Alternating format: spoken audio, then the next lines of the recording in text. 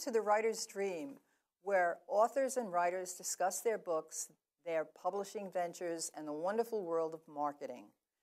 Let me tell you about a new feature of The Writer's Dream before we begin today. We now have a Facebook called The Writer's Dream, and if you go on that page, you are able to enter a question. So any viewer who has a question, if you would like an answer to it from one of the guests or from one of the regulars on The Writer's Dream, please enter your question and we'll do our best to answer it on a subsequent show. Today's guest is Jean Summit-Riker. She's written a book called Forever is Still a Long, Long Time. Before we get started talking to Jean, though, I'd like to read a quote about Jean's book. It's a testimonial that appears on our website because this really caught my attention, and I think it's a wonderful testimonial. In this attention-grabbing book, Jean Summit-Riker shares some of her most intimate experiences in life, love, and honoring her deceased loved one. From falling in love with her high school sweetheart to dealing with the terrifying news of the plane crash that took her husband's life, Jean's journey gives us all much hope and wisdom into how we can grow through tragedy, mourn openly, and adapt to the new circumstances of our lives. Forever is Still a Long, Long Time is a sincere memoir with a host of insights and practical ways to see life and death because the author speaks to and teaches from the heart. And this is by Louis Legrand, who is a PhD, author of Love Lives On. Tell us why you wrote the book. I wrote the book because people are really challenged, Linda. They are feeling hopeless. They're feeling helpless. They're feeling that life isn't ever going to get better, that they're not going to be able to get out of their circumstances. And it creates an energy that just keeps perpetuating. And I knew that I had walked along with them, right alongside of them, in their shoes. I had, just before my husband passed, I had graduated college with my children, and I was working. I had just graduated. It was a little over a year and a half, and I was growing a business. Now, anybody that grows a business will tell you this. They know this. It comes with the territory. Growing a business means you do a whole lot of work and you get a whole little bit of money. I was growing a business. My two children were in their early 20s, so they were flying the nest. And I say this very often. Women understand this. Sometimes men don't, but most of them do. I was going through the big M. For those of you who don't understand, menopause. So I think there's a scale that says how many stressors you can be on before you're on overload. Well, there wasn't any further numbers that I could be on. And then one day, my husband walks out of the home. I believed the best was yet to come, but he never returned. The reason I wrote the book is because I've walked that pattern. I know what it feels like to be just like you. I know what it feels like to feel hopeless and helpless. But that isn't what it's about. I found that in the journey, I've learned many, many things. I've learned about spirit and the guidance that each of us has. If we knew who walked alongside of us, we'd never be afraid. And today, rather than a victim, here I am, sitting with you, hopefully to help others on their journey in life. When you say finding spirit, what does that mean? To me, that meant an evolution into finding my higher self and finding that guidance. I don't tell people what to call that name. Some call it God, some call it a higher power. It could be just a belief in the universe. For me, I call it my higher power. And I turned myself over to that higher power. I didn't have really much choice in the matter. My life was in shambles. I knew what it felt like to look down and to see my life as shards of glass laying before my feet. So it seems like when we are in times of desperation, we instinctively, we are incredible beings, and we instinctively know where to turn. I have learned that I no longer turn there in desperation. It's a way of life for me, and it's a way of life that I help others learn. It's a pattern, and I've learned about the law of attraction, and how we are the creators of our own life. We absolutely are. Everything that comes into our life, we either allow or we create. Not always intentionally, but we are. And people now, they see me now, and it's very hard to understand how I could have been that shattered, broken person, because that isn't who I appear. But there were days that the only thing I could think of doing at the beginning was to breathe, putting one foot in front of the other. When I went on your website, which I do whenever I interview somebody, if they have a website, I go on it. Jean has a beautiful website, and I really encourage people to visit that website because she does a reading. She does a reading from the beginning of the book, and I'd like you to talk about how this tragic event occurred, and you talk about having these uneasy feelings. Can you talk about that a little? Yes. I have since learned, people have said, the more you do this work, the more intuitive you will become. And what I didn't understand then, that I understand now, is that I was intuitive all along. Both my husband and I don't believe that on a conscious level that he knew what was going to happen, but I do know that he did know. The day before he died, he was working in a shed, building a shed outside for our lawn equipment. And I went outside and I knew the man. I was married for 31 years, knew him for 40 years. And he said to me, I just had the strangest thing happen. And I couldn't understand the sound of his voice. This was an engineer. This was somebody who believed in logic. Can't taste it, can't touch it. It doesn't exist. And I said to him, what happened? And he said to me, I looked into the sliding glass door and I saw my father. His father had passed 3.5 years prior to that. We would go to bed holding hands. At the last couple of weeks, I had a dream about 2 weeks before that he had died, that I actually shared with him. And all of the messages. I had a dream. I was in college at the time, and I had a dream that it was a continual dream. I was getting it over and over and over again. And what the dream was about was that I was searching the universe for an answer. And I would wake in the morning with my hand clenched, and I knew I had the answer. And then I'd open my hand, and it would be gone. And it turned out that that dream I never had again. The day he died, the dream went away. And that's what I was searching for. So I knew. We know on a higher level, we know things. We are very intuitive people.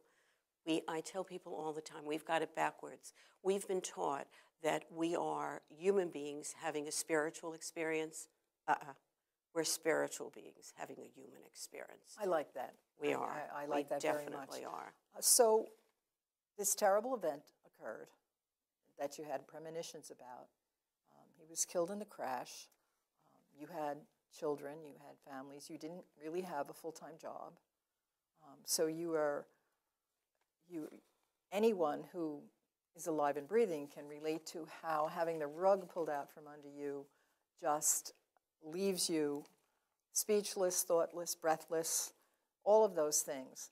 At what point in your grieving process, because we'll go through that process, at what point would you say, was there any particular event that caused you to start to think differently, the turning point, so to speak, the tipping point, whatever you want to call it? Yes, I think so. I kept saying very early on, why am I here? I don't want to be here. He used to always say, I always do everything you ask. And I asked him the night before he died, please don't fly tomorrow, Kenny. Please. I don't know why. I just don't want you to fly tomorrow.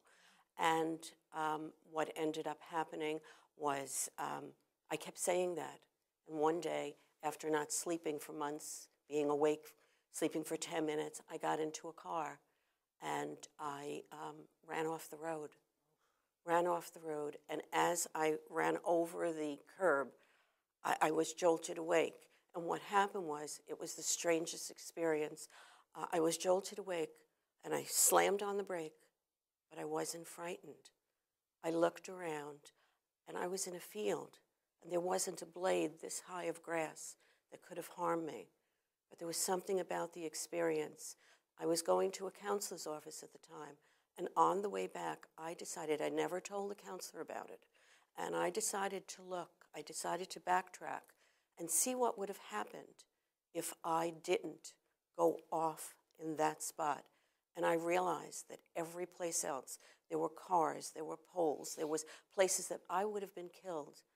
And then I knew this family was going to survive. And I needed to stop saying that. And from that point on, I never said that again. And I began to tune into what I didn't know at the time, a different energy, an energy of survival, an energy of strength, an energy of courage, an energy of hope. That's what I tuned into. That's amazing. What would you say was the most challenging part of putting this story into a book? Well, I think that when I wrote it, forever is still a long, long time, I think for me, the most challenging part was to have to live through it again. To be true to the story, you have to, absolutely have to, go back into the energy. And I will tell you that there is no amount of money that could have made me go back to that energy. But what I knew is the book had a purpose that was bigger than me. I'm not a celebrity. I'm not, somebody with fame and wealth. But what I am is someone who was given a gift, and I knew that it would be selfish not to share that gift. So that was the most challenging part. But then when I went upstairs, each time that I would write, I would go upstairs and I would do a meditation, things that I learned along the way. Meditation was never a part of my life, but I would do a meditation and I would ask my higher power to bring the words. And the one thing I asked throughout, and I know that I've accomplished, is that I asked that my reader walk alongside of me. And when people read the book, they say, I feel like I was there. I couldn't put it down. And that's what I asked the universe to give the book, that energy, so that you could understand and really experience the joys, because it's not a book only of tragedy. It's a book of life. Tragedy and death is just a moment in that life. It's just a small segment, so much more to it. That's what I felt when I listened to you on the website. It was very compelling. I really was there with you. I could feel your angst about the flight. Whenever one of my loved ones, even myself, fly, there's always that little angst that you have. But I could actually feel it, and I could feel the foreboding. And then I began to imagine what it was like to hear that news. Yes, you have that ability. You really do write from the heart. And so as a result of writing this book, this was a point of curiosity for me. The business you were starting before your husband died, is it the same business that you have now? Absolutely not. Okay. I was working with someone else who was starting her own business. I knew nothing about what we're speaking of now. I knew nothing about a higher power in the sense of being guided in that direction. I had a belief. I wasn't a strong religious person. I still don't consider myself a religious person. I am a very spiritual person, but that's not exactly the same if you understand the difference. I don't ever tell anyone what to believe, who to believe in, okay, because we all have our own wisdom. We have an internal wisdom. And when I speak with people, they resonate with me because they know that. On some level, we all know it. Mm-hmm. It's just that nobody brings that, we don't speak of that very often. Just as in some level, Lula Grant on the back of the book, Lula Grant does a lot of work in after-death communication. And when I originally, I thought I was flipping out. All these things were coming at me, and I didn't understand any of it. And what ended up happening is someone put me in touch with Lula Grant. And the first thing he said to me is, Jean, let me assure you, you're not going crazy. These things happen more than you'll ever, ever imagine because we are energy beings. We connect on an energy level. All you have to do is be open to that energy coming through. When you're in mourning and you shut down, nothing comes through. So being a life coach then grew out of this book. So Absolutely. Tell us about being a life coach. I copied some of the terms from the website and I love them. Earth guide, certified laughter leader. I really like that one.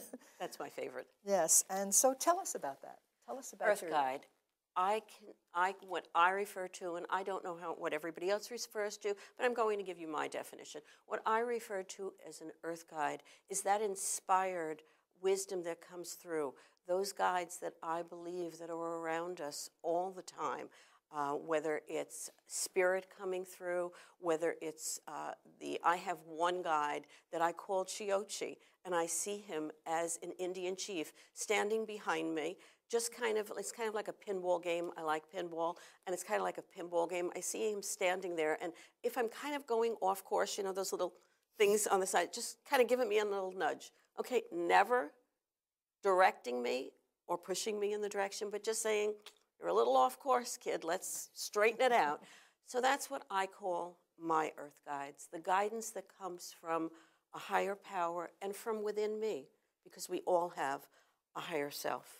And that's what I call my earth guides. Other words that you hear, you've heard hypnosis. Yes. Why do I use hypnosis? Yes, I would like you to clear up the myths and mysteries of hypnosis. Hypnosis is a wonderful tool. I'm going to give you something that I just learned that I really, really love. Okay, when you think about the law of attraction, and I don't know how many people understand that, but all it is an energy that we are all, everything within us, everything within the universe is a frequency and a vibration. We all vibrate to a certain frequency. That vibration changes. Okay, and all the law of attraction does, it's a universal law. It doesn't decide, gee, Linda, I really like you better than I like Jean, so I'm going to give her something better. I'm going to give you something better. It doesn't do that. What it does do is it makes a match. It aligns frequencies and vibrations. So that which you are putting out is what you manifest into your life. And so I call the ask part of the law of attraction is a three-part. Ask, and then allow and receive. The ask part is obviously we all know how to do this. I want, you know, and that's okay because that's who we are. We are beings that have come in to create, so we're creators. Okay, I consider meditation the being quiet part and listening and receiving. But I consider hypnosis, when you're in hypnosis, now you're in a state where you're connecting, okay, to where your programming is, to your subconscious, so that when we receive in a state of hypnosis and meditation, we are really making profound changes within ourselves.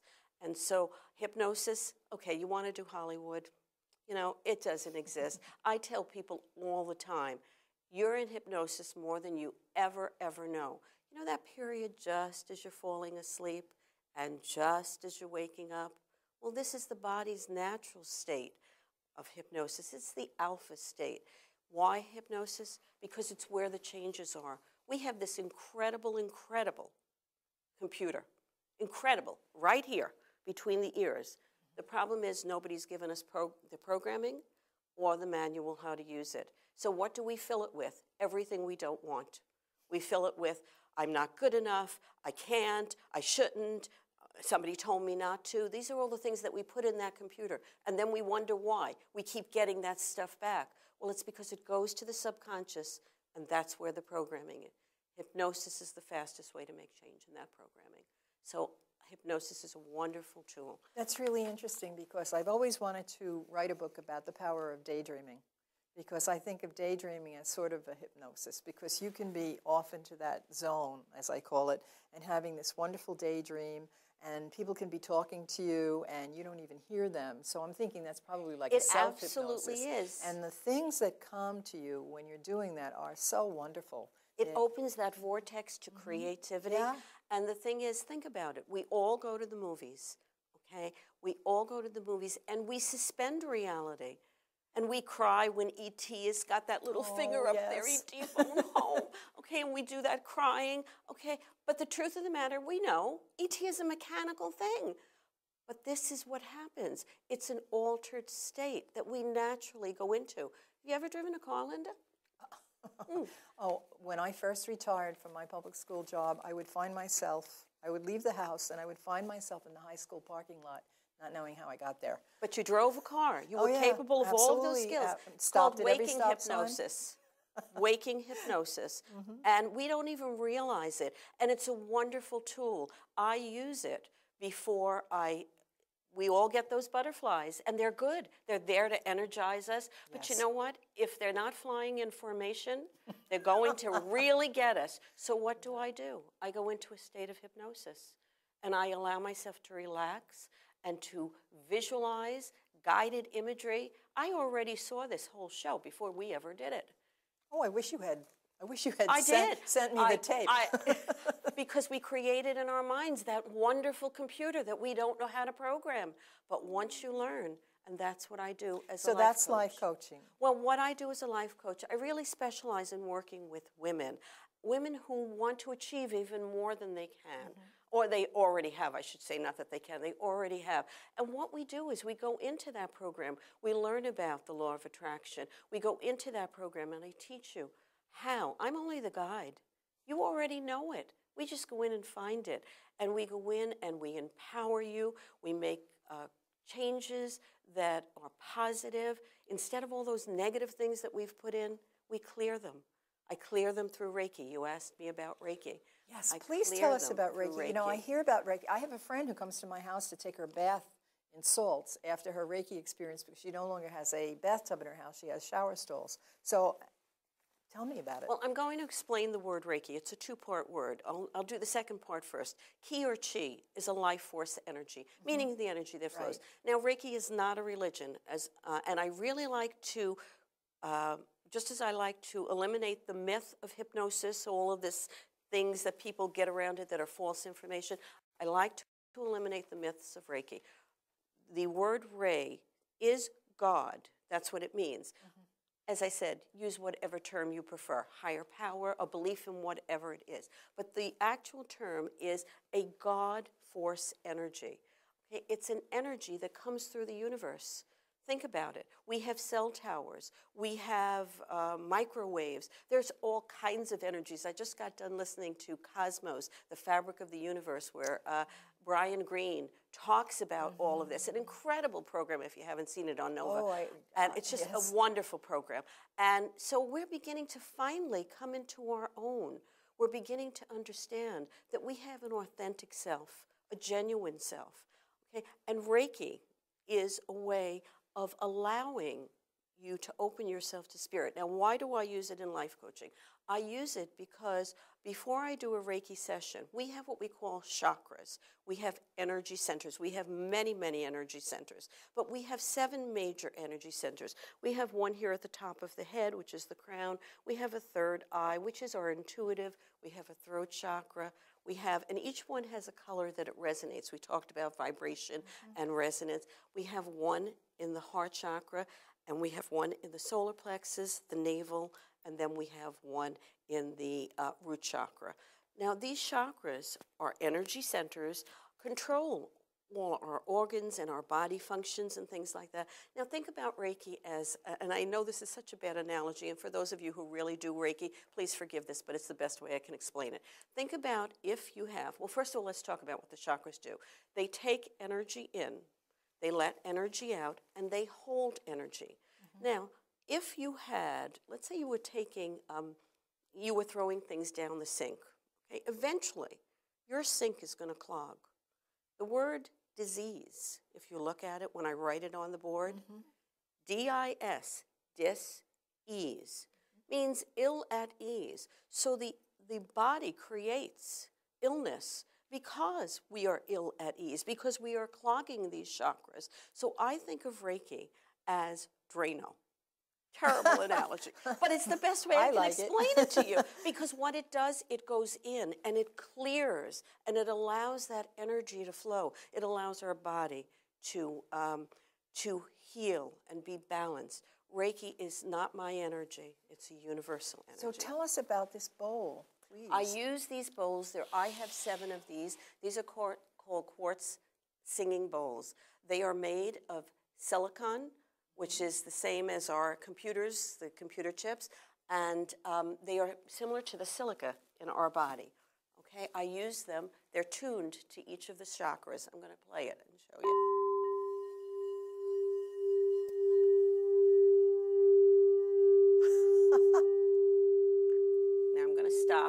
because it'll go on for quite some time. But if you put your hand here, you can actually feel the vibration of it.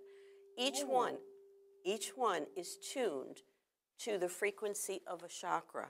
This happens to be the throat chakra or communication center.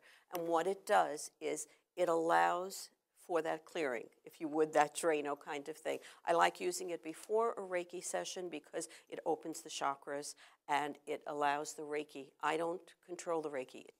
It knows where to go. And Reiki is a type of massage, isn't it? No, it's Reiki can be done. We have distance Reiki.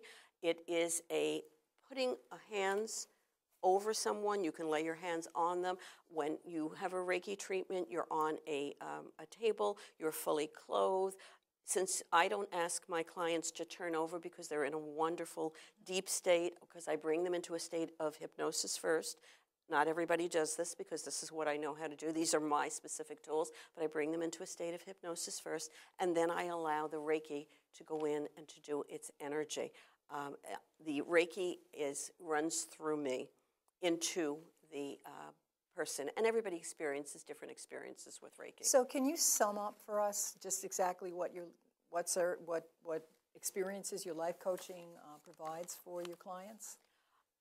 Very quickly, because we're running out of time. I think the experience is that it allows you to eliminate your the negative beliefs that are in you, and it allows you to become your genuine authentic self. It allows you to tune into higher energies. It allows you to go on to become empowered to achieve that which you want in your life, the happiness and the joy that we are all entitled to as our birthright. Well, I must say, just looking at you, I can see that you've become a very happy person. Thank you. And the next show we do, we'll talk about those laughing coaches. Oh, I'd love to do a laughter session. That was so much fun. That's my favorite. Okay, so the next time we're going to laugh, because laughing, I understand, is the best therapy. Absolutely, and you're never going to overdose on it. Good. Okay. Thank you so much, Jean. Thank you. And I'd like to bless you and all of your listeners. Life is a journey, not a destination. Enjoy the ride.